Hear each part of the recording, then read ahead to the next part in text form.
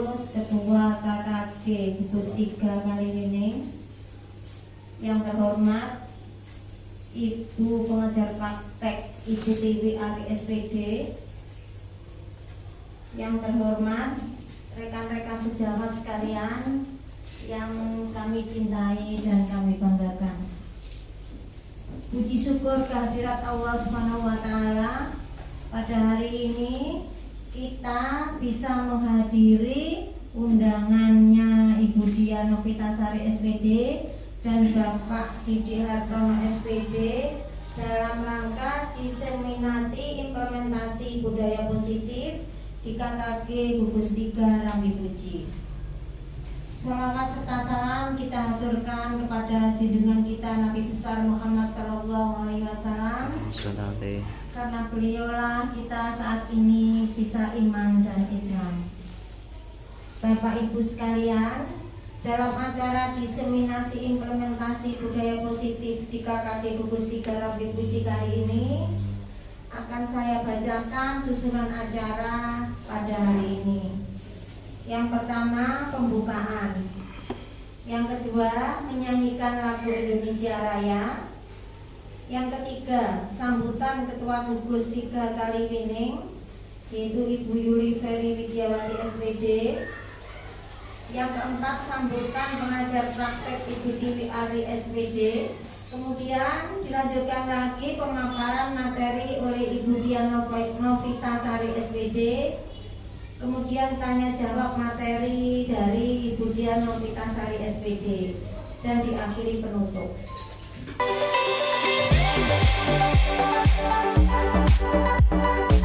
Selanjutnya kita melanjutkan acara yang kedua, yaitu menyanyikan lagu Indonesia Raya.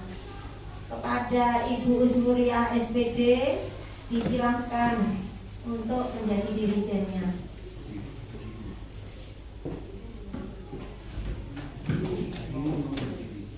Kepada hadirin dimohon untuk berdiri.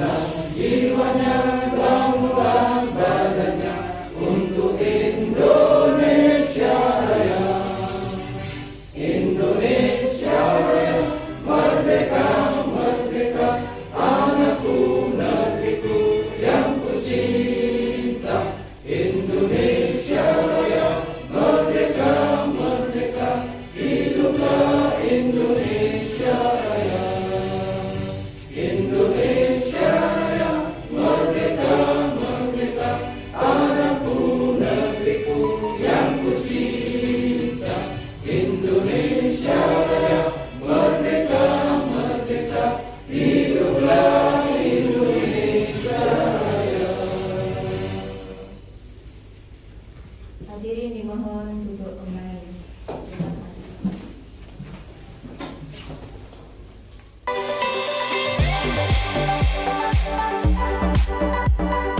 Selanjutnya sambutan dari Ketua Gugus 3 Kaliwining Rambi Puji kepada Ibu Yuli Ferry Widiawati disilakan. Bismillahirrahmanirrahim. Assalamualaikum warahmatullahi wabarakatuh. Waalaikumsalam. Alhamdulillahirrahmanirrahim. Bapak Ibu, ternyata meskipun kemarin Bu Dian mengganti jadwal, antusias Bapak Ibu ternyata masih luar biasa sehingga bisa hadir di sini bersama-sama kita mengikuti kegiatan diseminasi implementasi budaya positif yang akan disampaikan oleh calon guru penggerak kita, Bu Dian dan Pak Didik.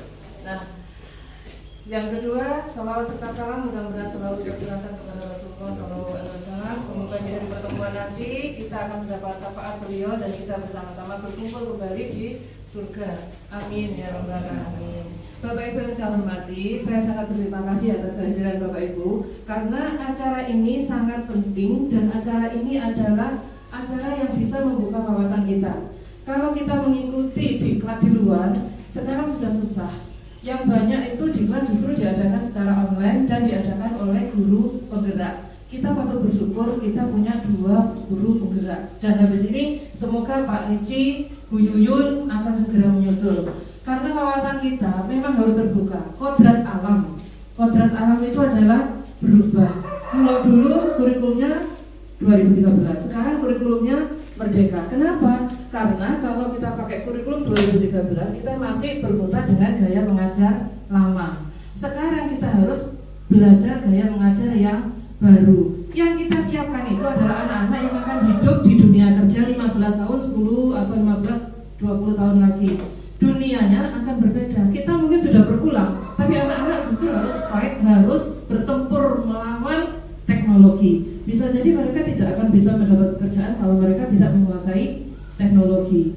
Karena teknologi 10 tahun lagi, 15 tahun lagi sudah semakin pesat. Semua akan dikerjakan komputer, semua akan dikerjakan oleh robot. Bisa jadi anak-anak kita tidak mendapat pekerjaan yang layak karena semua sudah dikerjakan robot. Tukang parkir tidak ada, semua mobil sudah punya alarm sendiri. Mau dekat 2 meter ke objek yang mau ditabrak sudah bunyi didit, sudah tidak perlu tukang parkir. Bahkan nanti akan ada mobil yang sudah bisa nyetir sendiri pakai GPS, jadi kita nggak perlu tenaga sopir, nggak perlu keluar uang untuk bayar sopir. Nah, seperti itu dunia yang akan dimasuki oleh anak-anak kita. Nah, kalau kita gaya ngajarnya masih tetap seperti dulu, ayo anak-anak kerjakan matematika caranya begini, kamu harus ikut caranya bu guru. Itu membatasi daya berpikir anak. Jadi kita nanti yang akan ngikuti anak, kita yang akan tuntun anak. Oh, kamu caranya gitu. Ya wes, kalau kamu pakai cara itu, ayo bu guru ajar rono caramu itu yang kayak apa? Hasilnya nanti bagaimana? Justru kita begitu. Kalau di kurikulum yang baru ini akan lebih jelas nanti akan disampaikan oleh Bu Dian dan Pak Didik. Saya berharap pertemuan ini memberi makna kepada Bapak Ibu semuanya sehingga terjadi perubahan ke arah yang lebih baik bagi sekolah kita. Minimal kita menghamba kepada anak-anak, bukan berarti menghamba itu kita memposisikan diri kita sebagai makhluk kepada pencipta ya, tapi menghamba di sini adalah kita melayani kebutuhan anak-anak. Istilahnya memang agak ekstrim menghamba, tapi bukan berarti menghambanya makhluk kepada Tuhan. Kita melayani semua kebutuhan anak. Bahkan peraturan kelas pun sekarang tidak boleh guru yang membuat, harus bersama-sama dengan siswa dengan tujuan membuka pikiran siswa. Kalau nanti saya kepingin kelas bersih, maka kita harus bikin peraturan seperti apa, kita bikin kesepakatan seperti apa. Itu yang dimaksud dengan budaya positif. Salah satunya seperti itu. Harapan saya nanti Bapak Ibu setelah mengikuti kegiatan ini bisa diaplikasikan di kelasnya masing-masing, sehingga nanti kita akan bertahap bertahap sampai akhirnya kita bisa mengikuti semua perubahan yang sudah terjadi dan kita siap anak-anak kita untuk mengikuti era yang lebih canggih lagi. Kiranya itu yang bisa saya sampaikan. Mohon maaf dan saya berharap Bapak Ibu bisa mengikuti acara ini sampai selesai. Ihdinas siratal mustaqim, siratal ladzina an'amta 'alaihim ghairil maghdubi 'alaihim waladdallin. Amin. Wassalamualaikum warahmatullahi wabarakatuh. Waalaikumsalam. Terima kasih. Nasihat dan saran dari Ibu Yuli dari Wijawati SPD.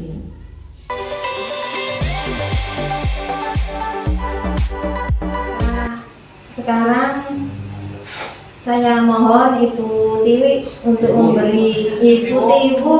memberi sepatah dua patah kata dalam acara ini. Monggo.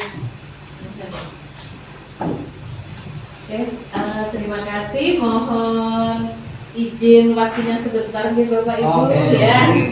Mohon maaf tadi saya terlambat, tapi saya sudah bilang ke Bu Dian mulai tadi malam. Mbak Dian, mohon maaf nanti kalau misalnya saya terlambat dilanjutkan ke nunggu saya dan seperti itu. karena tadi saya masih harus menyelesaikan SKP dan kemudian Cikrem ya, jadi harus selesai sekarang. Jadi saya sudah tuntaskan pekerjaan saya, jadi setelah ini kan saya agak enak gitu pulang, nggak begitu ngebut. Nama saya Ibu Ari, perkenalkan rumah saya di Mayang, Bapak Ibu. Okay. Jadi tadi saya dari Mayang, saya juga ngajar di Mayang, di SMP 2 Mayang.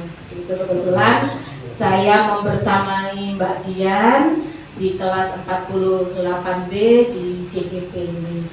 Nah, Bu Yuli, Ibu Kepala Sekolah itu juga best friend saya gitu, mulai dari beliau dulu kan dari SMP, jadi kami sudah kenal lama, alhamdulillah. Jadi saya dipertemukan dengan orang-orang hebat. Jadi kalau tadi Bu Dian bilang pendamping motivator saya, enggak, beliau ini adalah orang-orang hebat. Saya hanya sekadar memantik aja.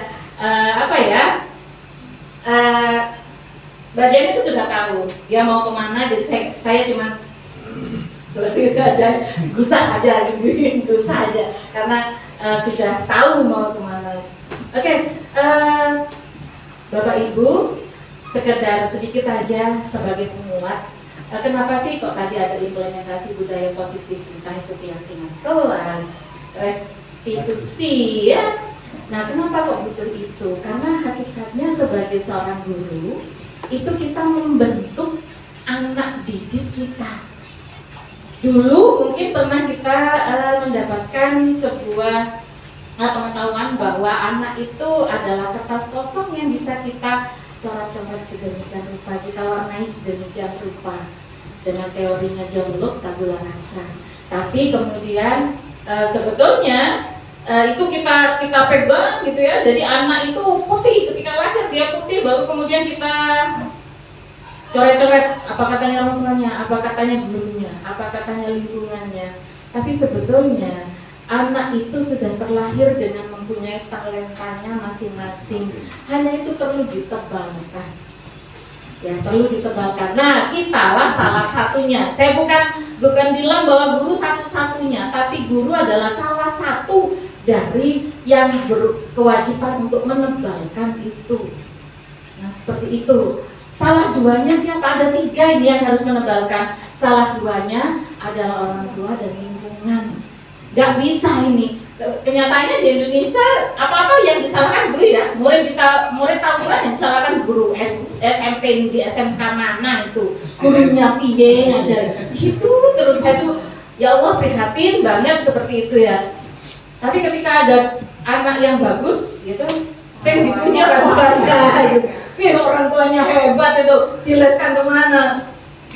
Nah, seperti itu. Tapi apapun itu ya sudahlah, itu adalah tanggung jawab kita bersama untuk menebalkan. Gitu. Memang dikatakan bukan sebagai siapa tadi Pak Wafi ya, Pak Wafi ya, yang bukan sesuatu hal yang mudah.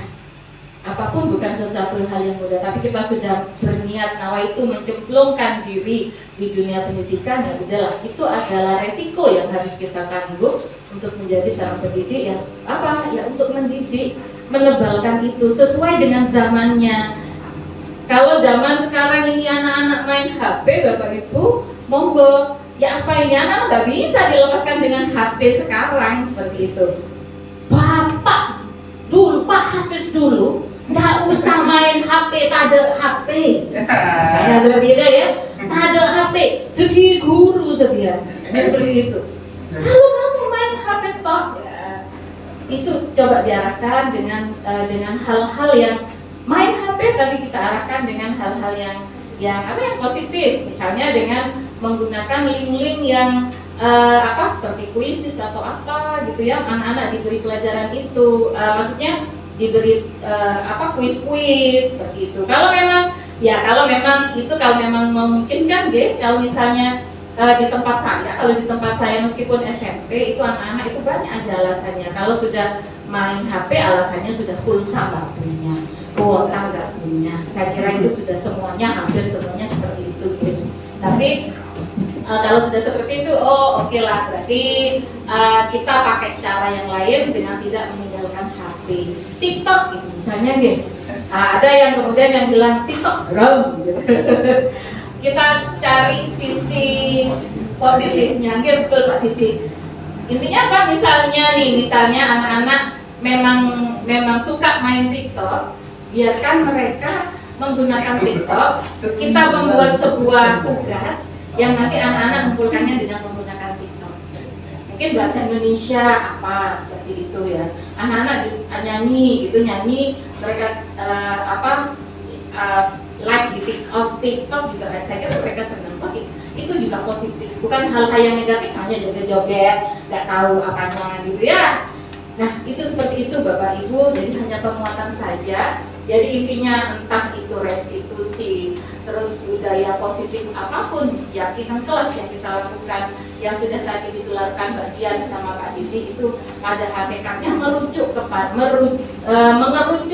satu hal. Tugas kita adalah menebalkan coretan-coretan yang sebetulnya sudah ada di anak talenta mereka sesuai dengan zamannya. Nah, seperti itu. Saya kira itu saja, karena sudah siang, sudah terlalu siang ini. Saya kira sudah itu saja, Mbak Tia, Pak Didi, terima kasih hebat sekali pemaparannya. Saya belum tentu seperti panjenengan berdua. Ini salah satu contoh yang menginspirasi saya. Pak Didi suaminya Mbak Dian punya adik, dan mereka bertiga adalah sama-sama calon guru penggerak. Jadi nanti suatu saat ketika mereka lulus mungkin akan jadi keluarga penggerak ya. Seperti itu. Dan untuk ini teman-teman di sini kan banyak masih muda-muda ini. Ayo ikut aja masih muda. Iya Ibu, enggak apa-apa Ibu. Iya, 25. Baru 25 itu. Nah, 52. Oke, enggak apa-apa Bu moderator. Nanti mungkin yang memang kalau yang CGP kan memang ada batasan umur gitu, tapi seandainya kan jenengan itu pingin berkecimpung di guru penggerak, mungkin lewat jadi pengajar praktik seperti saya atau Bu Yuli. Nah seperti itu, kalau pengajar praktik itu tidak ada ininya, tidak ada batasan umurnya seperti itu. Monggo, itu pun nanti masih bisa bisa untuk lebih ya itunya. Oke, tetap semangat sekali. Saya yakin teman-teman di sini masih muda-muda gitu ya, Bapak Ibu di sini masih muda-muda semangatnya. Terutama Pak Aziz ya, masih muda sekali. Ya, jadi semangat untuk belajar. Bagaimanapun juga guru itu tidak pernah berhenti untuk belajar. Itu, terima kasih Bu Moderator, itu saja dari saya. Mohon maaf bila ada salah kata. Wabillahi taufiq wal hidayah. Assalamualaikum warahmatullahi wabarakatuh. Waalaikumsalam.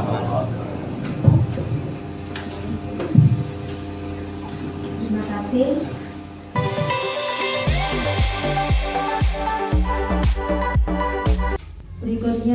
Acara berikutnya adalah pemaparan materi oleh Novitasari SPD.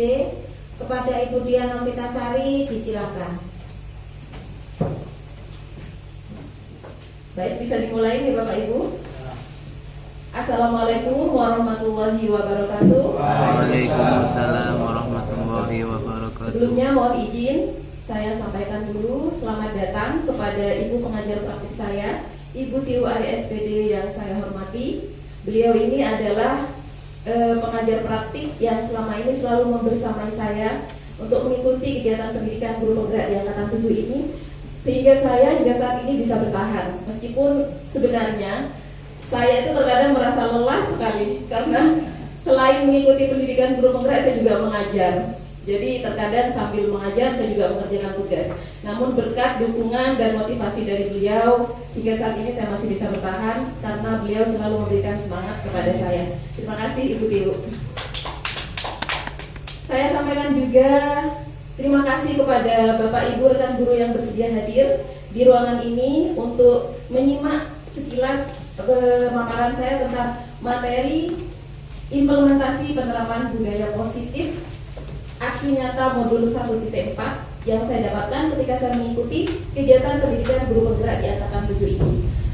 Namun sebelumnya saya ingin bertanya kepada Bapak Ibu, apakah dari tadi panjenengan duduk di sini sudah bosan ya? Apakah perlu di-refresh kembali?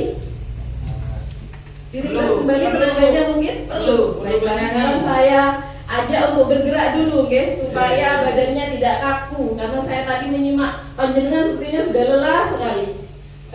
Ini sekitar 1 jam saya akan memberikan materi, jadi akan saya awali dulu dengan ice breaking. Monggo Bapak Ibu silakan berdiri semua.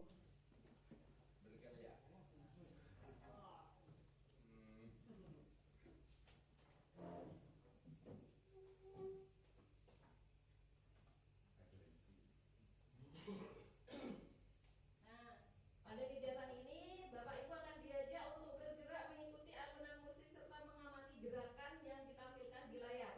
Jadi supaya jenengan itu bisa fokus kembali kepada materi yang akan saya sampaikan nanti.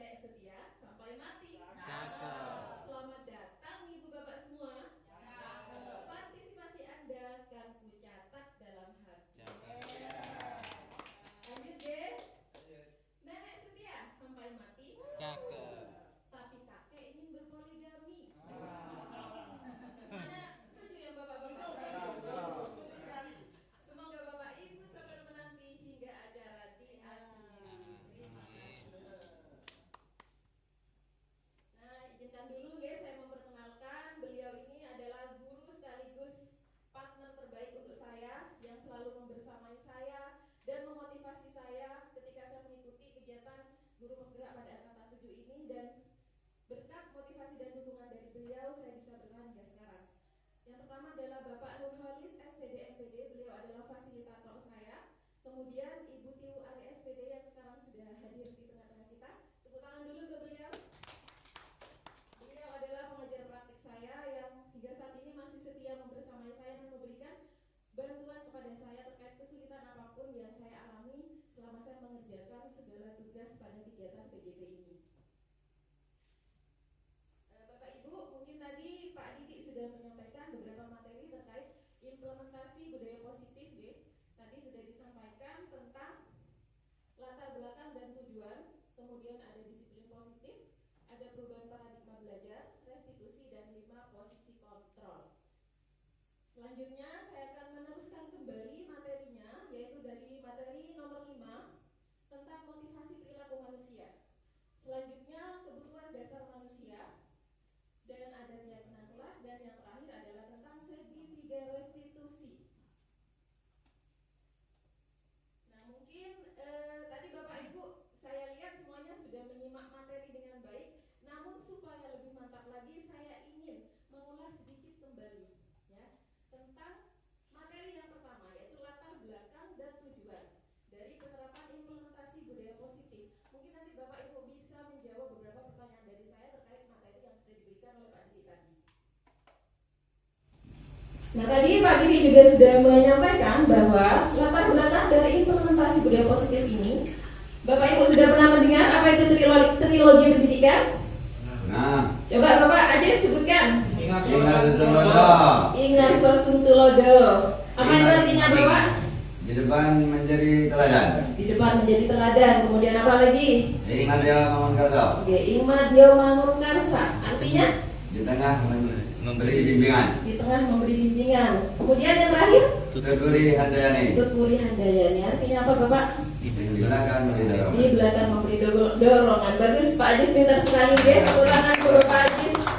Ya Bapak Ibu, jadi peran seorang guru itu tidak terlepas dari trilogi pendidikan yang disampaikan oleh Ki Hajar Dewantara. Jadi peran seorang guru itu ada 3. Di depan harus memberikan teladan.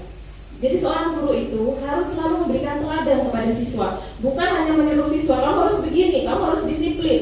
Kamu tidak boleh datang terlambat, tapi gurunya sendiri sering datang terlambat. Jadi anak itu harus kita berikan teladan terlebih dahulu. Kemudian Ingmat Dio Mangun Karsa di tengah memberikan bimbingan. Jadi seorang guru itu punya peran 3 dimensi, di depan, di tengah, di belakang. Di tengah memberi bimbingan, maksudnya di sini guru harus selalu mampu membimbing siswa kita agar mereka dapat berkembang menjadi manusia yang merdeka. Jadi kita berikan pilihan-pilihan, bukan dipaksa untuk melakukan sesuai dengan keinginan guru. Karena tugas guru di sini bukanlah sebagai seorang penghukum, bukan sebagai seorang diktator yang memaksa murid untuk mengikuti semua kemauan guru. Jadi tugas guru di sini adalah sebagai pembimbing yang bisa memberikan bimbingan kepada anak agar mereka berkembang untuk menjadi manusia yang merdeka sesuai dengan filosofi dari Ki Hajar Dewantara. Kemudian yang terakhir, di belakang memberi dorongan. Jadi peran guru juga harus selalu mampu memberikan dorongan kepada murid kita agar murid kita itu dapat belajar sesuai dengan kodratnya. Bapak Ibu yang mungkin sudah mengikuti kurikulum Merdeka, Ibu Yuyun dan Bu Kusnul sudah terlalu paham sekali ya tentang kodrat zaman dan kodrat keadaan. Jadi anak itu harus belajar sesuai dengan kodratnya.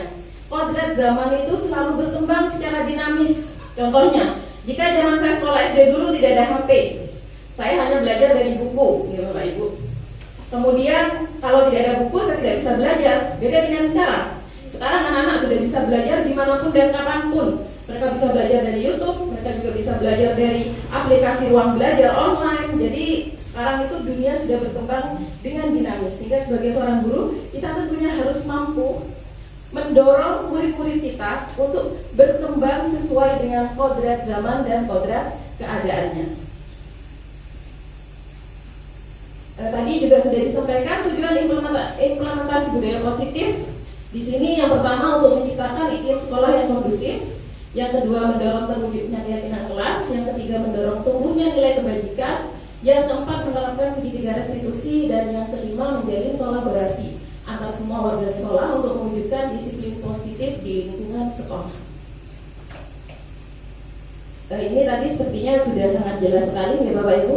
Tadi sudah menyimak video tentang sepatu lumpur. Bapak Ibu tadi juga sudah bisa menyimpulkan bahwa seorang guru itu ketika memberikan tindakan atas kesalahan seorang murid harus memperhatikan latar belakangnya terlebih dahulu. Kita tidak boleh kita menghukum murid kita tanpa mengetahui dulu apa penyebabnya. Makna disiplin sudah jelas tadi, jadi disiplin itu sebenarnya berasal dari kata disiplina yang artinya belajar. Namun dalam budaya kita, makna kata disiplin itu seolah-olah berubah menjadi sesuatu yang dilakukan seseorang pada orang lain untuk mendapatkan kepatuhan. Jadi arti kata disiplin itu kamu harus patuh pada aturan saya. Padahal disiplin itu sebenarnya artinya adalah belajar. Anak belajar untuk mendapatkan dorongan intrinsik dari dalam dirinya agar mereka memiliki nilai-nilai kebajikan, sehingga mereka tidak usah disuruh, tidak usah dihukum, mereka bisa mematuhi sendiri aturan-aturan yang ditetapkan di sekolah. Nilai-nilai kebajikan universal yang menjadi fokus utama pada tujuan pendidikan kita yaitu profil pelajar Pancasila yang terdiri dari 6 dimensi. Yang pertama berkebinekaan global, bergotong royong, mandiri, bernalar kritis, kreatif dan beriman serta bertakwa pada Tuhan Yang Maha Esa dan berakhlak mulia.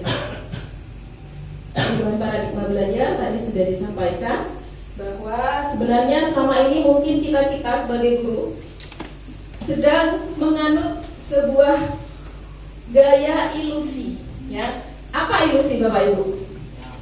Ilusi itu apa Bapak Ibu? Hayalan. Jadi selama ini sebenarnya kita menghayal. Apa hayalan yang pertama? Hayalan yang pertama tadi kita bisa mengontrol murid. Padahal sebenarnya murid itu tidak bisa dikontrol, ya. Murid itu sebenarnya punya dasar-dasar sendiri di dalam dirinya. Mungkin meskipun kita pada suatu saat bisa meminta anak untuk melakukan sesuatu, anak itu patuh, tapi kenyataannya anak tersebut patuh karena merasa terpaksa. Karena pada dasarnya guru itu tidak bisa mengontrol murid, Bapak Ibu. Murid itu punya kontrol sendiri di dalam dirinya. Kemudian ilusi yang kedua, semua muatan positif, efektif dan bermanfaat. Padahal pada kenyataannya dalam jangka waktu tertentu kemungkinan murid tersebut akan menyadarinya dan akan mencoba untuk menolak bujukan kita. Jadi tidak selamanya bujukan itu bermakna positif dan efektif serta bermanfaat, Bapak Ibu. Kemudian ilusi yang ketiga, kritik akan membuat orang merasa bersalah dapat menguatkan karakter. Bapak Ibu selama ini sering mengkritik siswa? Sering ya, padahal itu semua hanyalah ilusi. Saya lanjut, tadi sudah disampaikan restitusi dan 5 posisi kontrol sudah sangat jelas sekali ya Bapak Ibu. Tadi panjenengan sudah menyimak video tentang 5 posisi kontrol yang selama ini dilakukan oleh guru. Ada berapa Bapak Ibu? Ada 5. Coba sebutkan. Pertama, menghukum. Yang kedua, membuat rasa bersalah. Yang ketiga, teman. Yang keempat, memantau. Dan yang kelima, manajer. Menurut panjenengan posisi manakah yang paling bagus untuk diterapkan pada murid kita? Manajer. Apa alasannya?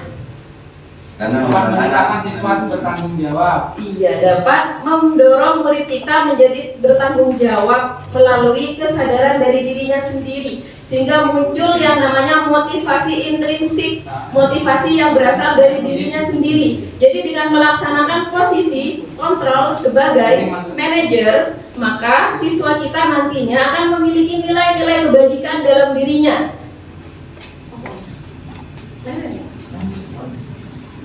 Baiklah, saya lanjutkan Bapak Ibu. Jadi dengan melaksanakan posisi kontrol sebagai manajer akan memberikan dampak yang sangat positif kepada murid kita. Kita mampu mengantarkan murid kita kepada identitas sukses. Karena dengan begitu maka murid kita akan menyadari kesalahannya itu dari dirinya sendiri. Jadi mereka memiliki nilai-nilai kebajikan yang diyakini oleh mereka sendiri. Dan nantinya Bapak Ibu, materi yang akan saya sampaikan di sini terkait dengan materi keyakinan kelas. Mungkin Bapak Ibu masih asing ya dengan keyakinan kelas. Selama ini yang ada di kelas Bapak Ibu apa? Peraturan? Kesepakatan kelas sudah punya? Belum ya? Nah mungkin selama ini kita sangat dekat sekali dengan yang namanya peraturan kelas. Namun kita belum mengenal tentang kesepakatan atau keyakinan kelas. Saya juga begitu Bapak Ibu. Sebelum saya mengikuti pendidikan guru penggerak, saya juga tidak memiliki kesepakatan atau keyakinan kelas. Jadi saya waktu itu hanya memiliki aturan kelas. Nah itu bisa Bapak Ibu lihat di pajangan dinding. Jadi itu adalah aturan kelas. Lalu apa ya bedanya aturan dengan keyakinan? Nah, untuk lebih jelasnya nanti akan saya sampaikan pada materi berikutnya. Ini tadi sudah ya. 5 posisi kontrol. Jadi pertanyaan-pertanyaan untuk memperjelas peran pembuat rasa bersalah, penghukum, teman, pemantau, manajer atau penghukum bisa panjenengan simak pada tabel ini. Kemudian ini tadi juga sudah. Nah, sekarang restitusi Bapak Ibu. Jadi restitusi ini adalah materi yang sangat berkaitan dengan apa yang akan saya paparkan di sini. Apa itu restitusi? Restitusi itu merupakan proses menciptakan kondisi bagi murid untuk memperbaiki kesalahan mereka sehingga mereka bisa kembali pada kelompok mereka dengan karakter yang lebih kuat. Jadi restitusi itu merupakan suatu proses untuk mengembalikan anak yang awalnya dianggap bersalah itu kembali kepada kelompoknya, kembali kepada kelasnya dengan memiliki karakter yang lebih kuat. Bagaimana caranya? Nanti akan saya bahas lebih lanjut. Jadi, restitusi merupakan proses kolaboratif yang mengajarkan murid untuk mencari solusi, mengatasi masalah mereka, dan membantu mereka untuk berpikir tentang orang seperti apa yang mereka ingin. Jadi tujuannya itu mulia, dan bagaimana mereka harus memperlakukan orang lain. Apa ciri-ciri restitusi? Yang pertama, restitusi itu bukan untuk menebus kesalahan. Namun, restitusi itu adalah untuk belajar dari kesalahan. Yang kedua, memperbaiki hubungan. Yang ketiga, ada tawaran, bukan paksaan. Kemudian, restitusi menuntun untuk melihat ke dalam diri. Jadi, memfokuskan anak untuk melihat ke dalam dirinya sendiri. Restitusi merupakan proses untuk mencari kebutuhan dasar yang mendasari tindakan yang dilakukan oleh anak itu. Jadi setiap anak itu pasti memiliki alasan mengapa anak tersebut melakukan suatu tindakan yang mungkin tidak sesuai dengan aturan kelas.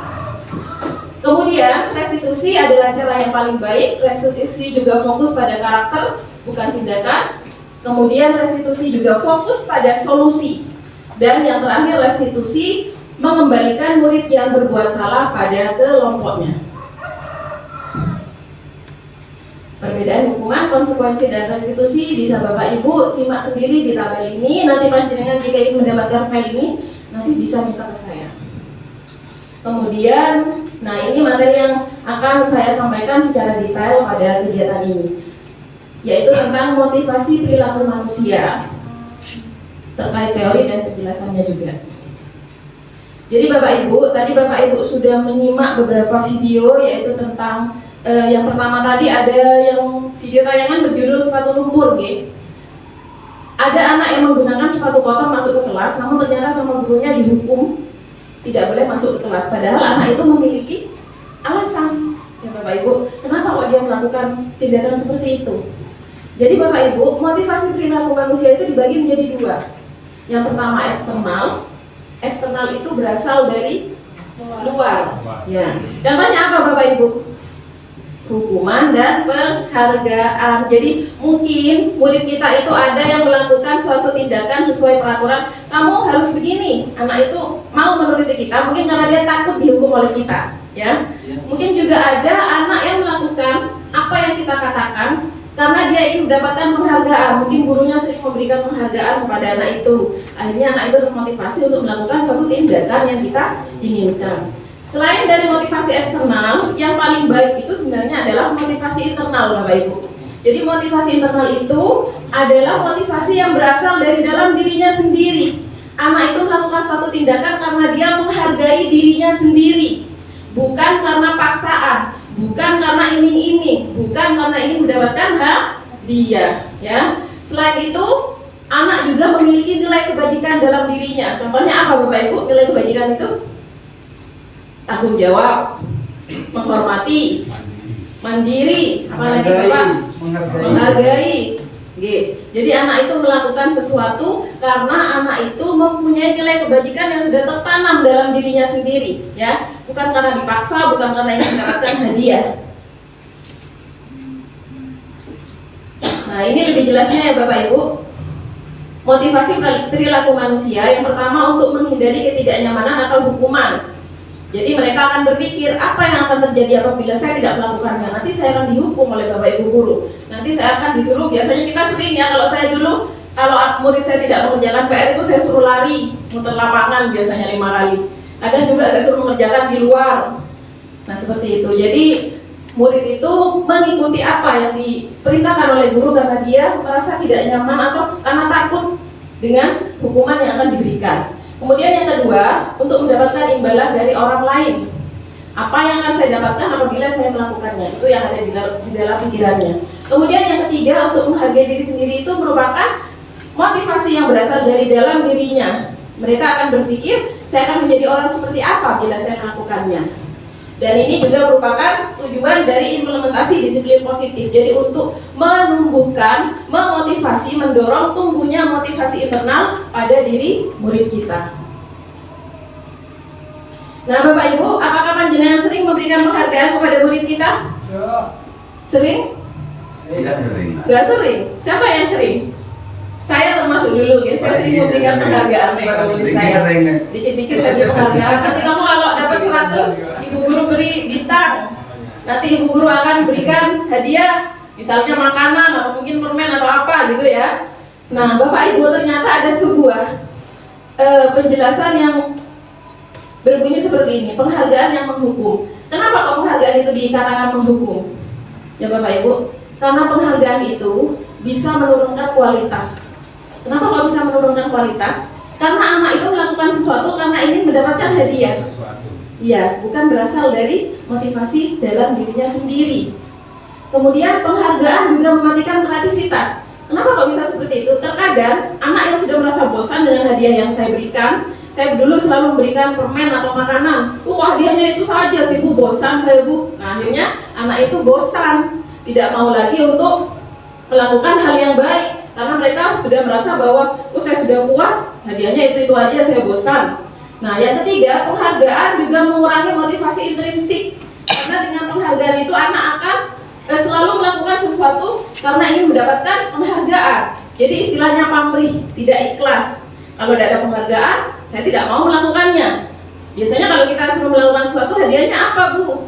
Kalau tidak ada hadiahnya, enggak Bu, saya nggak mau melakukan itu. Nah biasanya seperti itu, okay? Kemudian, lalu kalau penghargaan tidak boleh, apa yang bisa kita lakukan Bapak Ibu? Kita bisa melakukan sebuah kegiatan yang disebut dengan program kebajikan atau apresiasi. Jadi dalam memberikan penghargaan, kita bisa menggantinya dengan apresiasi atau pengakuan. Bagaimana caranya? Yang pertama, beri pengakuan secara khusus. Yang kedua, beri pengakuan secara pribadi. Jadi bisa kita panggil, kita beri pengakuan secara khusus anak-anak yang sudah melakukan hal-hal baik. Kemudian beri pengakuan kepada semua murid secara bergantian.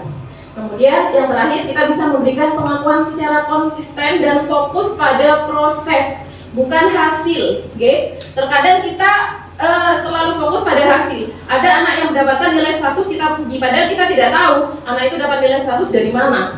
Apakah karena mencontoh? Apakah karena diajari oleh orang lain atau ibunya atau kakaknya? Karena ketika pembelajaran daring dulu saya pernah mengalami, kenapa anak-anak itu kalau pembelajaran daring PR-nya tugasnya selalu dapat 100, tapi ketika sekolah tatap muka nilainya menurun. Oh ternyata mungkin ketika di rumah mereka itu dibantu oleh orang tuanya atau kakaknya. Jadi kita harus fokus pada prosesnya, bukan hasilnya. Kemudian bagaimana cara melakukan program apresiasi kebajikan? Yang pertama, bisa kita gunakan kalimat pembuka Bapak Ibu.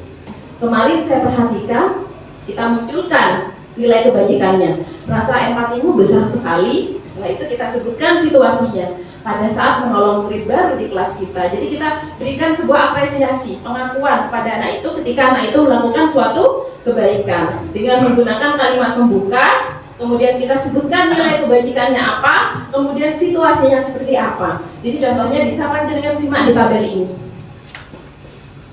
Kemudian lanjut ya.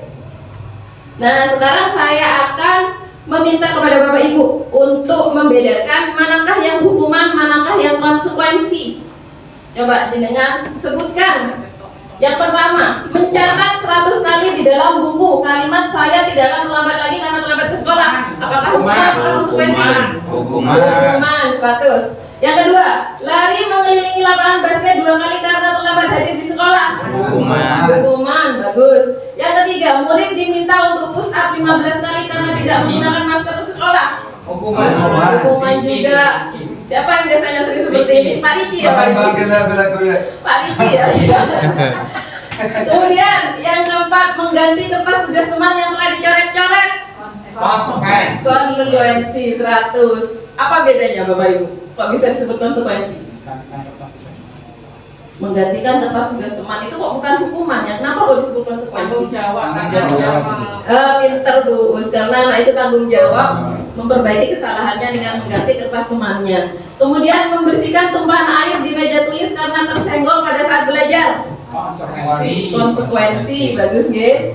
Murid disuruh untuk mengenakan sepatu seharian di sekolah karena tidak mengenakan sepatu hitam. Maaf, itu sepertinya kurang ketik itu. Murid disuruh untuk tidak mengenakan sepatu seharian di sekolah karena tidak mengenakan sepatu hitam.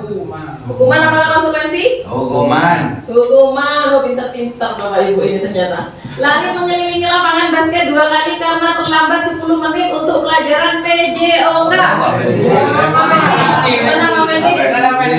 Hukuman apa konsekuensi? Lari mengelilingi lapangan basket 2 kali karena terlambat 10 menit untuk pelajaran PJOK. Konsekuensi, bagus. Karena ada korelasi antara kegiatan dengan materi pelajaran PJOK, okay? Biasanya PJOK kan ada pemanasan untuk lari, jadi itu disebut dengan konsekuensi. Baiklah, bagus. Tepuk tangan untuk Bapak Ibu karena jawabannya sangat baik sekali. Tadi sudah jawabannya betul semua, itu kunci jawabannya Bapak Ibu. Tadi panjenengan sudah menjawab 100 betul semua.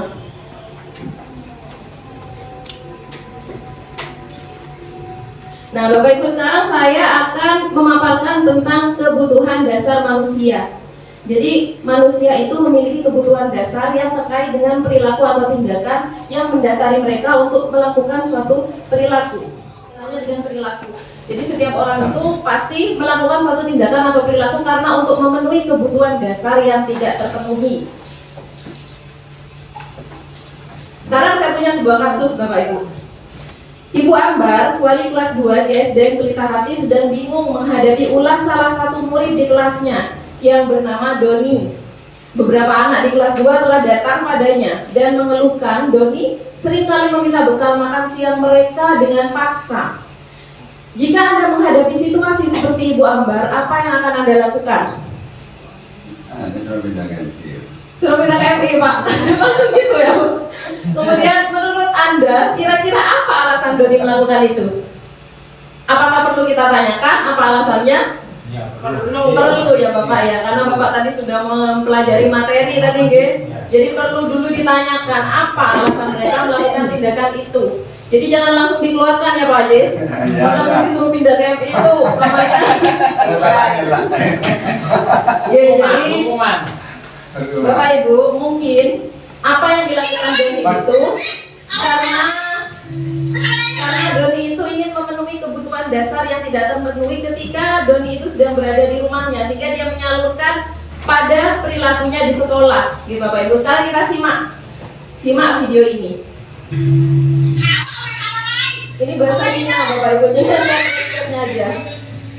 Itu ada kisah seorang anak yang mencuri obat di apotik.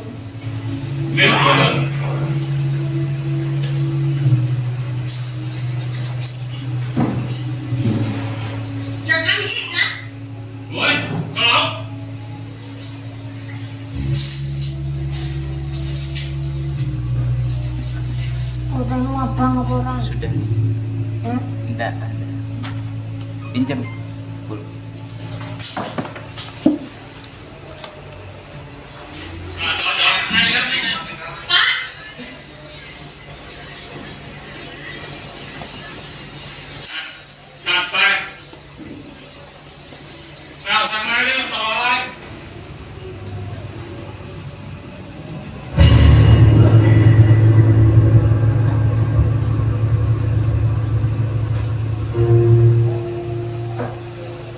Adalah bapak yang tadi menolong si anak. Ketika anak itu mencuri, bapak itulah tadi yang memberikan uang kepada si pemilik obat dan membayarkan obat yang dicuri oleh anak tadi.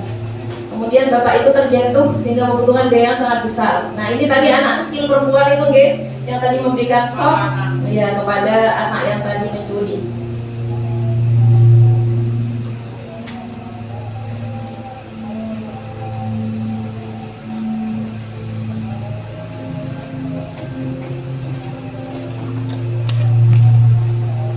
Kemudian karena untuk pengobatan ayahnya, anak ini berniat untuk menjual tokonya.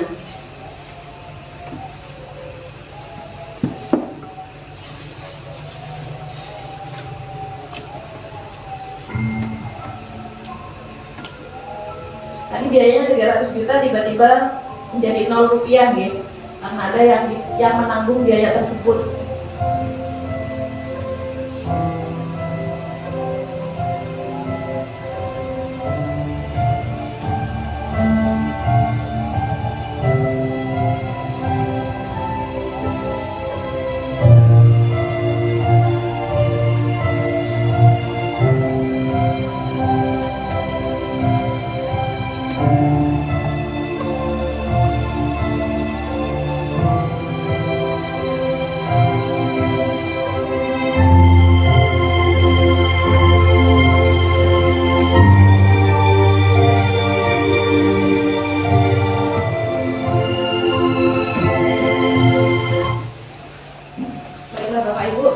Setelah menyimak video tadi, apa yang bisa Bapak Ibu simpulkan?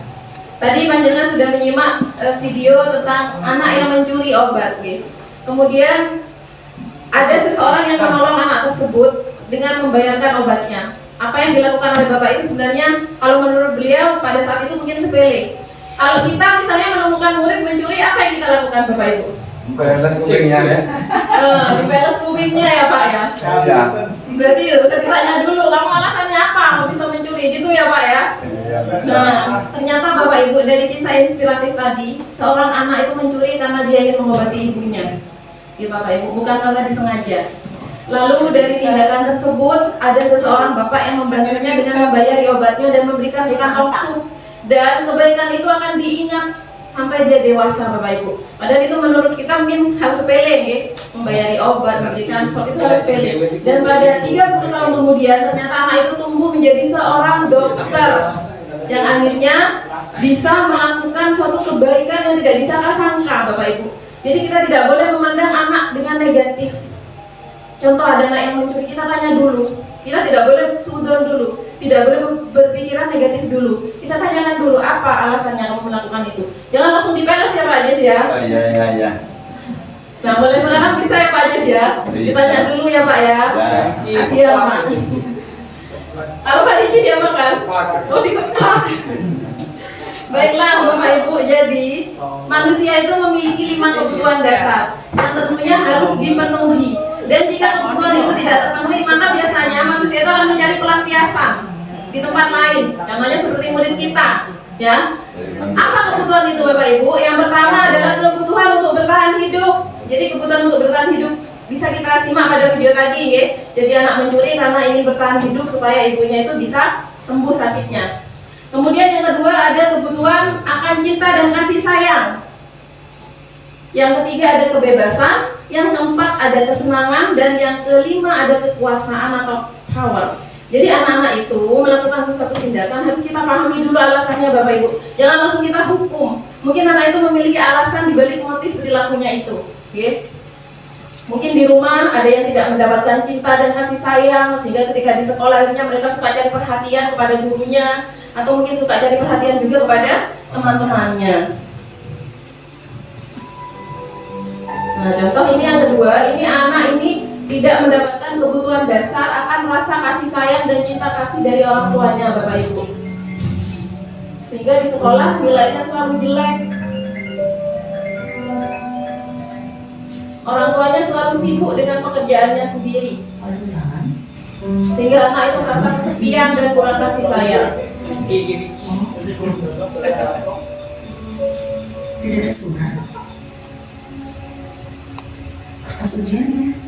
Tak ada yang tahu kegelisahannya. Sampai kita bertanya kepada mereka apa yang terjadi. itu anakmu. Ira, Ira. Ini hasil ujian. Ibu pengen lihat kamu lebih giat lagi untuk belajar ya. Dan ini surat buat mama sama. Nanti sehabis pulang sekolah, kamu kasih sama mereka ya.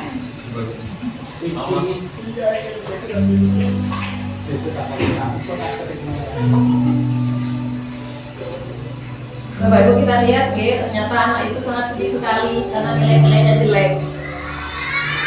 Sama teman-temannya dibully akhirnya. Dan anak itu menjadi anak yang menyendiri, suka menyendiri, tidak pede, rendah diri. Iya Pak, itu namanya.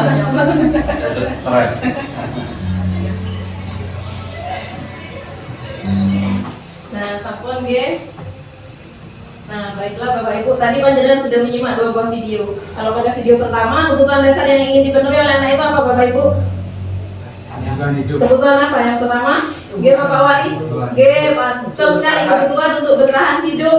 Kalau video yang kedua? Kebutuhan akan cinta dan kasih sayang, Bapak Ibu. Jadi Bapak Ibu, ketika murid kita melakukan suatu tindakan atau perilaku yang tidak baik, kita tidak boleh langsung menghukum. Kita tanyakan dulu, kita pahami dulu apa sebenarnya alasan atau motivasi anak itu melakukan tindakan tersebut, sehingga kita bisa memahami dan mengetahui apa solusi yang terbaik, bukan malah menghukum mereka dengan kekerasan baik secara verbal ataupun fisik. Bapak Ibu, semua orang senantiasa berusaha untuk memenuhi kebutuhannya dengan berbagai cara. Contohnya seperti jenengan, kalau tidak punya uang, pusing pasti akan mencari cara untuk mendapatkan uang, karena kalau tidak ada uang kita tidak bisa memenuhi kebutuhan kita sendiri. Kalau jenengan lapar, apa yang Anda lakukan? Makan, karena kita lapar. Kalau tidak makan, kalau kita tidak makan, maka kita akan tetap kelaparan.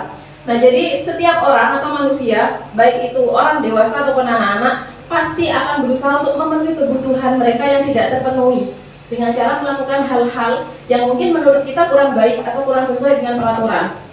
Bila mereka tidak bisa mendapatkan kebutuhannya dengan cara yang positif, mereka bisa melanggar peraturan atau melakukan hal-hal yang tidak sesuai dengan nilai-nilai kebajikan. Nah, inilah tugas kita Bapak Ibu untuk mengembalikan nilai-nilai kebajikan yang harusnya ada dalam diri murid kita. Jadi kita tidak boleh selalu memaksa anak dengan hal-hal yang menurut kita itu baik, tapi ternyata dampaknya kepada anak itu negatif, Contohnya ada anak mencuri, langsung kita hukum, kita jewet atau kita teplak ya Pak Riki ya. Nah, sebenarnya bukan itu tindakan yang tepat Bapak Ibu. Kita tanyakan dulu, kita pahami dulu apa alasan atau motivasi yang mendasari anak tersebut melakukan tindakan-tindakan tersebut. Selanjutnya, seorang murid yang tidak begitu berhasil secara akademik, mungkin kebutuhannya akan penguasaan tidak terpenuhi di sekolah. Oleh karena itu, mungkin dia akan mencoba untuk memenuhi kebutuhannya akan penguasaan dengan mencoba mengatur orang lain di lapangan bermain. Mana Pak Fendi? Adakah murid Pak Fendi yang seperti ini? Suka berkuasa, ya. Karena dia mungkin di akademiknya itu nilainya jelek, dia akan berusaha untuk memenuhi kebutuhannya akan penguasaan di materi olahraga. Kemudian bahkan juga ada yang menyakiti temannya secara fisik, ada Nah, itu karena memang anak itu punya alasan Bapak Ibu, ada satu kebutuhan yang tidak terpenuhi, sehingga dia akan mencari cara lain untuk memenuhi kebutuhannya dia itu, meskipun menurut kita caranya tidak baik, karena anak itu pasti punya keinginan kebutuhan saya harus terpenuhi, entah dengan cara apapun aku harus bisa terlihat berkuasa. Mau sombong di bidang akademik tidak bisa, mungkin di olahraga. Sering ya Pak Fendi ya? Sering. Ada yang sampai berkelahi gitu ya Pak ya? Ada. Nah, tugas kita sebagai guru, kita dapat melibatkannya dalam kegiatan yang memberi peluang agar murid tersebut memiliki pencapaian yang berarti. Jadi bukan kita hukum Bapak Ibu, jadi kita berikan peluang kalau memenuhi kebutuhan tentang penguasaan, kita berikan peranan kepada anak itu agar anak itu merasa bahwa dirinya punya kebutuhan yang terpenuhi akan penguasaan tersebut. Kemudian seorang yang tidak merasa diterima oleh teman-temannya, kebutuhannya akan kasih sayang dan rasa diterima tidak terpenuhi. Oleh karena itu dia mungkin akan memiliki satu teman dan memisahkan diri dari yang lain. Sebagai guru kita bisa membangun hubungan yang bisa membangun kepercayaan dan keintiman dengan anak ini. Jadi kalau kita melihat ada murid kita yang suka menyendiri, kemudian ada yang tidak suka bergaul, apa yang bisa kita lakukan? Kita bisa membangun hubungan kepercayaan, kita dekati anak itu supaya anak itu tidak merasa rendah diri lagi, sehingga rasa percaya dirinya akan muncul perlahan. Kemudian selanjutnya Bapak Ibu, saya akan membahas tentang keyakinan kelas. Bapak Ibu, mungkin keyakinan kelas ini menurut panjenengan masih baru atau sudah dikenal? Masih baru. Kalau peraturan kelas sudah tahu semua, Nah, baiklah Bapak Ibu, saya di sini akan menyampaikan tentang langkah-langkah membuat keyakinan kelas. Sebelumnya, mengapa sih kok harus membuat keyakinan kelas? Kalau sudah ada aturan, kenapa kok harus membuat keyakinan kelas? Aturan saja kan sudah cukup. Nah, Bapak Ibu, peraturan itu adalah suatu aturan yang dibuat oleh satu pihak. Selama ini yang membuat peraturan di kelas siapa Bapak Ibu? Guru, Murid apakah kita libatkan? Tidak. Karena murid itu tidak dilibatkan, maka murid itu seolah-olah merasa bahwa peraturan itu adalah suatu paksaan. Karena murid tidak ikut terlibat dalam membuat peraturan itu. Nah, tujuan pembuatan keyakinan kelas ini adalah kita nantinya akan membuat suatu kesepakatan dengan murid. Jadi aturan yang ada di kelas itu bukan hanya dibuat oleh guru Bapak Ibu, tapi murid kita perankan juga untuk membuat aturan-aturan yang mereka inginkan sesuai dengan harapan mereka Bapak Ibu. Sehingga dengan begitu mereka akan merasa memiliki dan akan mematuhi kesepakatan yang sudah disepakati bersama tanpa ada paksaan sedikit pun. Nah, hal ini bertujuan untuk mendukung motivasi intrinsik kembali ke nilai-nilai keyakinan agar lebih menggerakkan seseorang dibandingkan hanya mengikuti serangkaian peraturan-peraturan. Contohnya, saya sekarang ingin bertanya kepada Bapak Ibu, panjenengan menggunakan helm ketika di jalan raya, kenapa alasannya? Aturan polisi. Nah, takut sama polisi, Ya, bukan karena saya ini kepingin selamat kalau jatuh supaya Tujuannya biar nggak rusak. Nah, tujuannya biar tidak rusak. Takut sama polisi juga, Kemudian contoh lagi, kira-kira mengapa ya kita memiliki peraturan harus datang tepat waktu pada saat mengikuti pelatihan? Supaya tidak ketinggalan materi. Supaya tidak ketinggalan materi, minta yuyun. Lalu ketika kita merasa bahwa aturan itu yang membuat bukan kita, contohnya seperti tadi ketika kita tidak memakai helm, kita takut sama polisi, apakah kita ikhlas melaksanakannya? Enggak, terpaksa. Enggak ya Bapak Ibu, terpaksa ya, karena kita takut didenda, kita takut kena tilang ya Bapak Ibu ya, kalau tidak memakai helm. Nah, itulah tujuan dari pembuatan keyakinan kelas. Jadi kita itu ingin mengubah tradisi kita selama ini yang membuat aturan hanya kita sendiri yang membuatnya. Jadi tujuannya adalah melibatkan murid untuk membuat aturan itu juga, sehingga murid merasa memiliki aturan itu dan akan menaati aturan itu tanpa ada paksaan apapun dari kita. Nah, nanti Bapak Ibu bisa mengcopy file saya kalau ingin membuat keyakinan kelas. Jadi kita membuat dulu yang namanya tabel T dan Y. Tabel T itu bentuknya seperti itu ya Bapak Ibu. Jadi ada nilai kebajikan apa yang akan kita masukkan ke dalam keyakinan kelas. Contohnya seperti hormat. Kami meyakini bahwa sangat penting untuk menghormati semua orang dan barang milik orang lain. Kemudian ada juga bekerja, diterima dan dimiliki. Nanti untuk rinciannya akan saya jelaskan lebih lanjut jika Bapak Ibu akan membuat keyakinan kelas, akan saya dampingi di kelasnya. Kemudian, nah ini yang sudah jadi Bapak Ibu kalau sudah melakukan kegiatan pendalaman keyakinan kelas menggunakan tabel T dan Y, contohnya seperti ini. Nilai kebajikan hormat misalnya. Anak memiliki nilai kebajikan hormat itu kalau sudah terlihat berempati terhadap perasaan orang lain, memegang barang milik orang lain hanya dengan izinnya, kemudian mendengarkan dengan seksama, senantiasa berbuat baik dan berbagi. Terdengar seperti apa? Misalnya dari ucapannya, anak itu sering mengucapkan, yuk saya bantu, kita bisa selesaikan ini bersama, terima ya, tolong ya, permisi ya, boleh saya pinjam, nanti akan segera saya kembalikan. Nah, jadi anak kalau sudah mengucapkan ucapan seperti itu, anak itu bisa kita katakan memiliki nilai hormat dalam dirinya. Kemudian apa yang dia lakukan? Tersenyum ramah, memberikan salam hormat, kemudian memberikan ruang bekerja kepada temannya, kemudian postur tubuhnya juga tenang dalam menyampaikan sesuatu.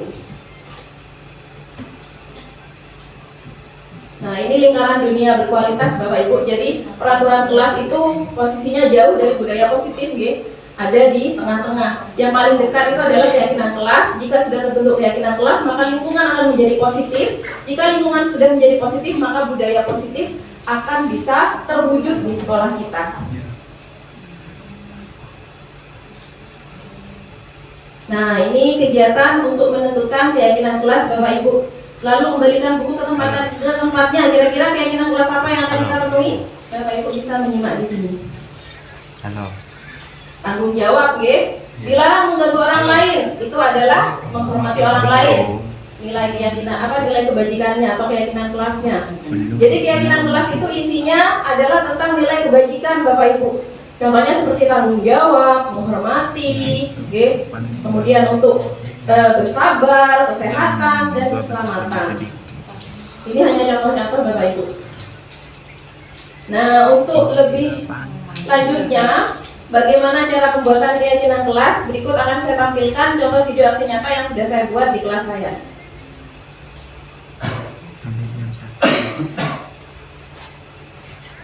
Hampir jam 1.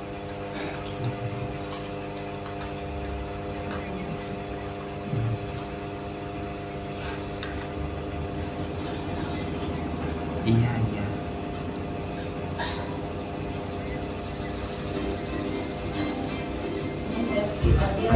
Jinna ada teman. Kemudian satunya datang. Kemudian kita adakan untuk tahu kita datang orang kita. Coba video. Jadi sebelum kita membuat keyakinan kelas Bapak Ibu, kita buat dulu kesepakatan kelas bersama dengan murid kita Bapak Ibu. Dari kesepakatan kelas itulah nantinya kita akan mengadopsinya menjadi keyakinan kelas. Nah, keyakinan kelas itulah nantinya yang kita gunakan sebagai suatu aturan yang bisa kita terapkan dalam melaksanakan segitiga restitusi Bapak Ibu.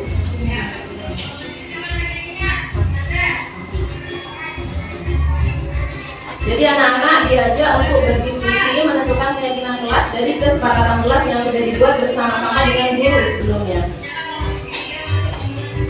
Kemudian, nah, kita sampaikan dulu Bapak Ibu keyakinan kelas itu contohnya seperti apa.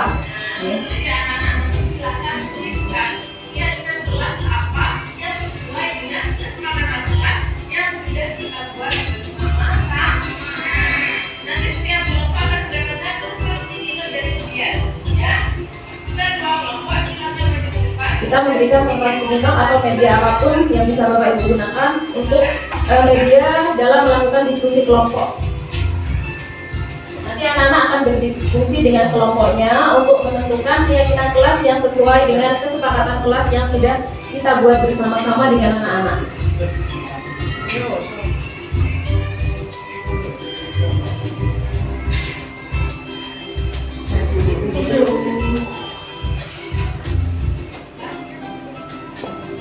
Nah, kemudian ketika anak-anak sudah selesai melaksanakan diskusi kelompok bersama temannya, kita buat media. Nah, Bapak Ibu bisa lihat di sini, ini adalah dokumentasi keyakinan kelas yang sudah saya susun bersama anak-anak kemarin.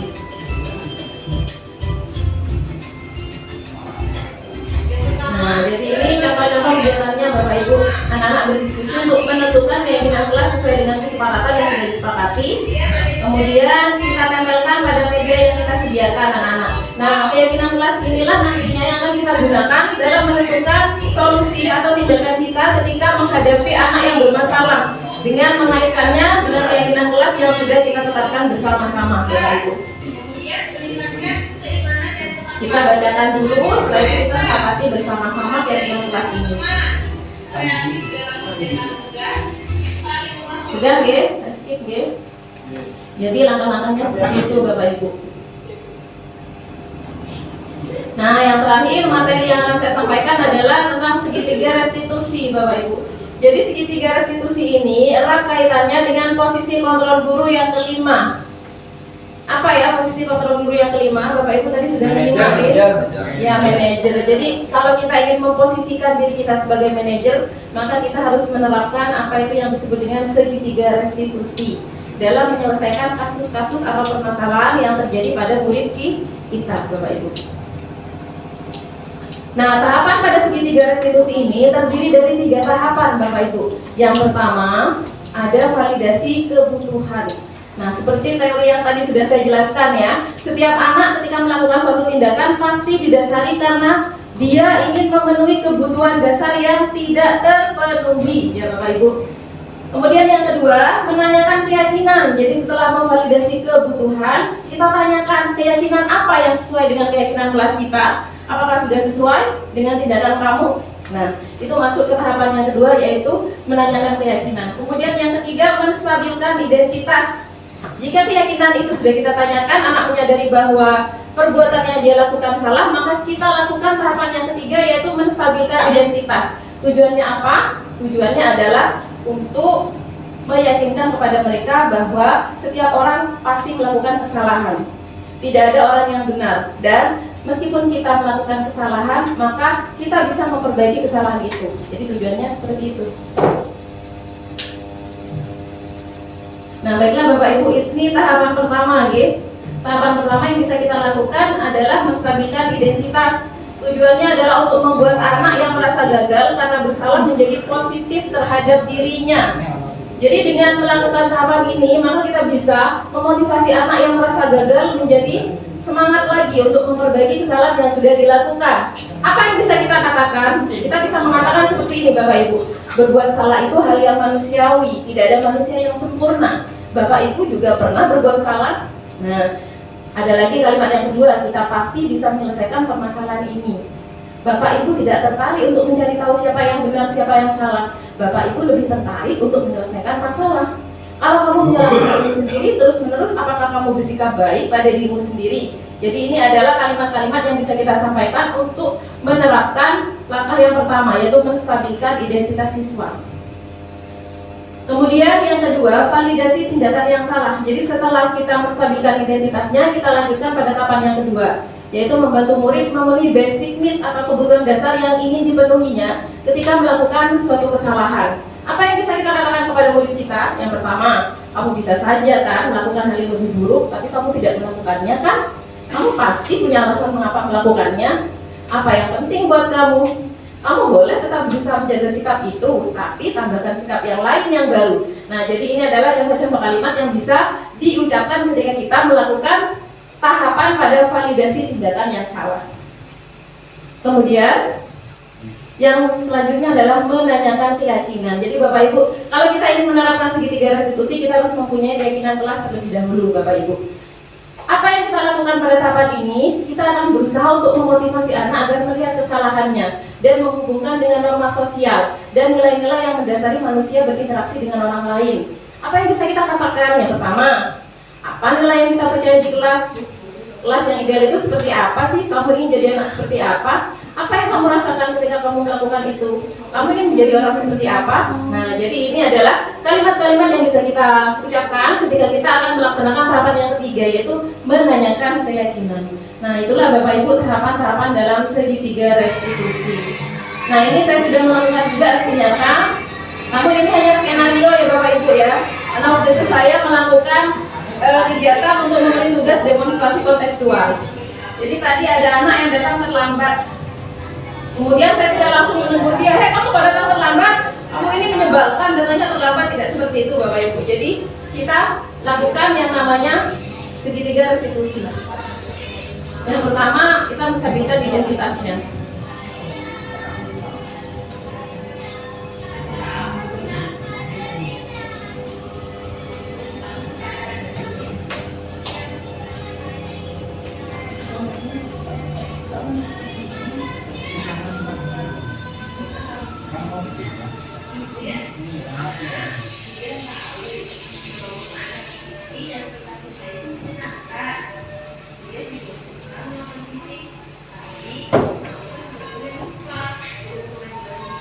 Nah, ini tahap yang pertama Bapak Ibu, menstabilkan identitas. kita yakinkan kepada anak bahwa melakukan kesalahan itu wajar. Setiap orang pasti akan melakukan kesalahan itu.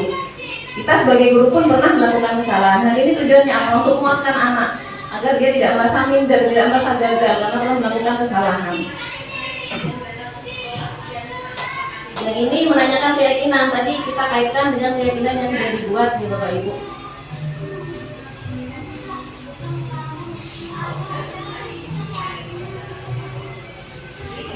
Setelah kita menyambungkan dengan keyakinan, kita bisa memotivasi anak untuk memperbaiki kesalahan dan menentukan sendiri solusinya.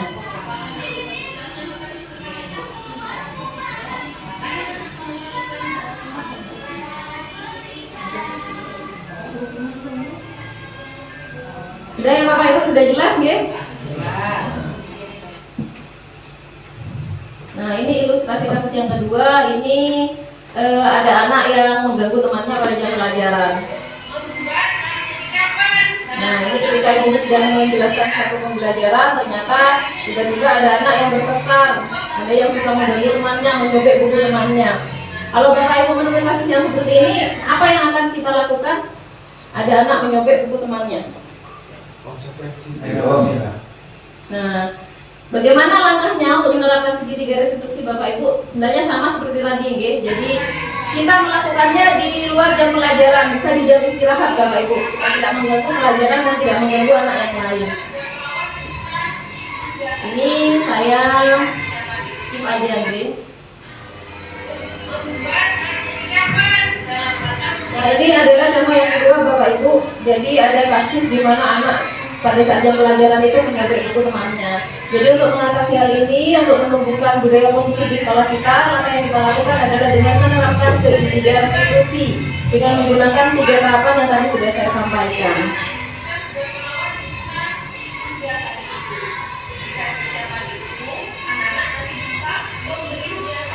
Sudah ya, saya skip aja ya Bapak Ibu karena itu sudah ada contoh di ilustrasi yang pertama.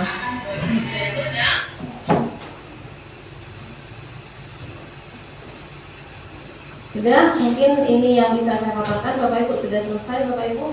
Sebelumnya saya ucapkan terima kasih atas partisipasi Bapak Ibu semua. Saya mohon maaf yang sebesar-besarnya jika pada pemaparan materi tadi yang saya sampaikan ada banyak sekali kekurangan. Saya akhiri, wabillahi taufiq wal hidayah. Wassalamualaikum warahmatullahi wabarakatuh. Waalaikumsalam warahmatullahi wabarakatuh.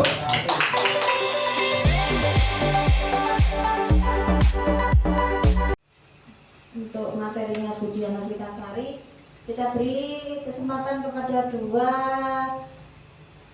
pertanyaan kepada rekan sejawat. 2 pertanyaan, monggo. Monggo Bapak bisa maju ke Siapa depan. tadi yang Acung tidak jelas tadi? Saya. Oh iya. Saya. Pak Ajin dengan siapa tadi? Oh, dengan Pak Mafi. Monggo. Monggo Pak, ini linknya Pak. Boleh di situ Pak, ada Bapak.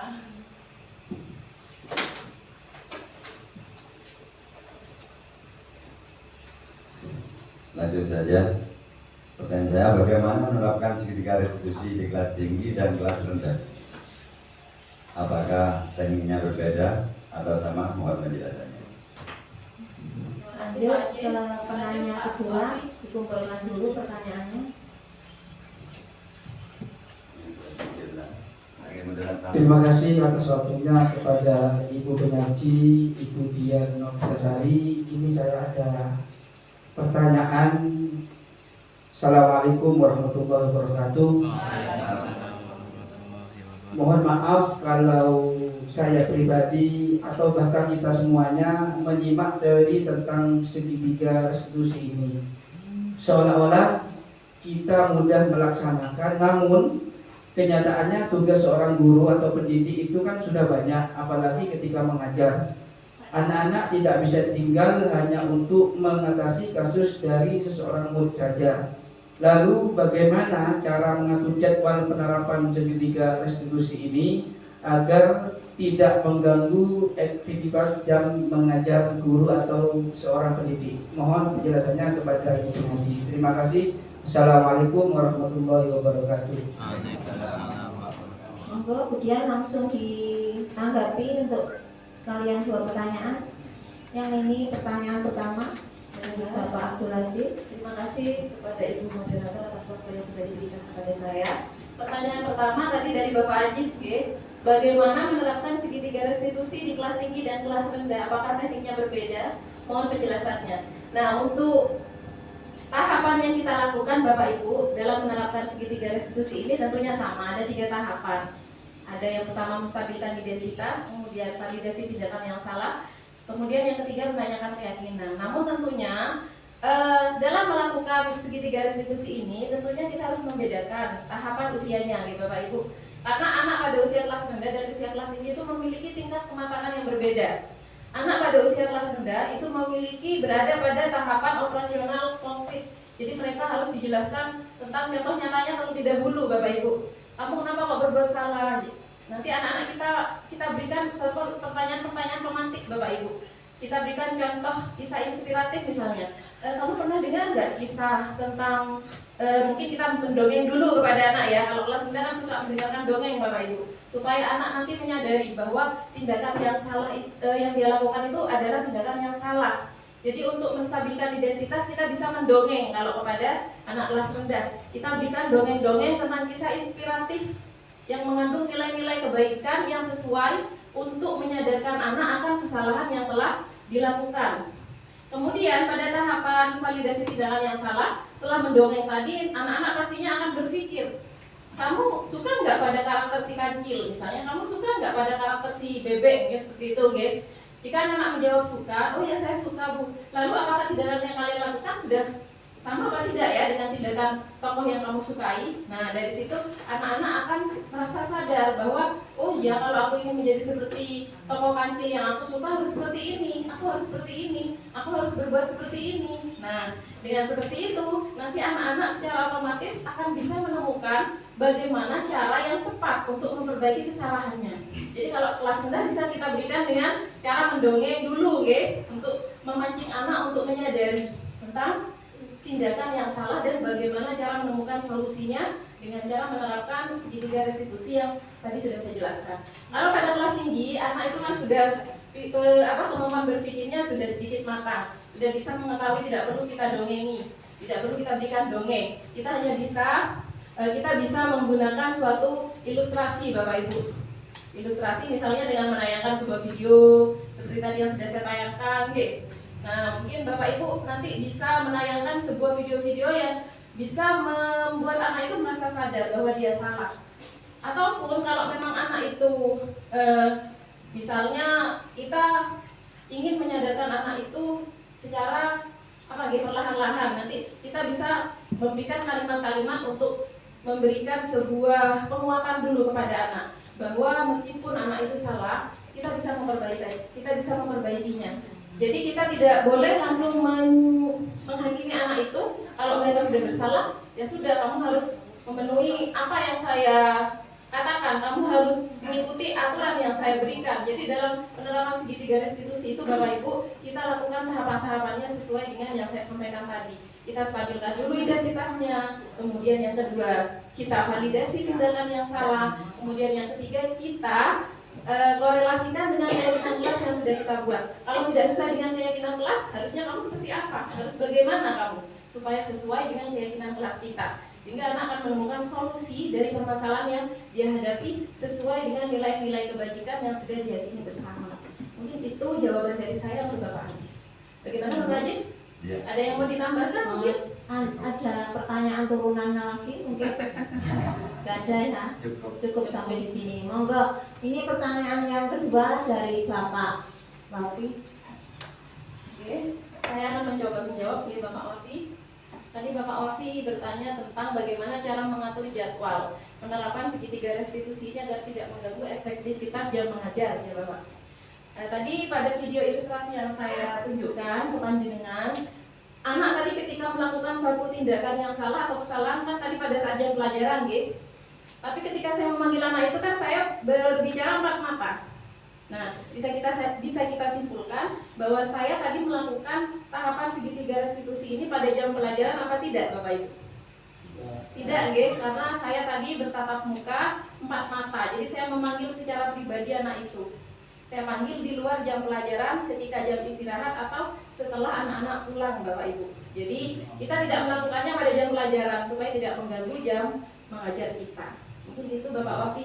Jadi intinya kita lakukan di luar jam pelajaran, bisa pada jam istirahat atau pada saat anak-anak semua sudah pulang sekolah. Gimana Bapak Wafi? Sudah tidak ada pertanyaan turunan juga, Pak Wafi. Sudah selesai ya. Didi dan Durian tadi sudah menjelaskan dengan baik. Mereka adalah guru-guru hebat, calon guru penggerak yang hebat. Ini saya beri kesimpulan untuk materi hari ini. Implementasi budaya positif sangat penting untuk diterapkan.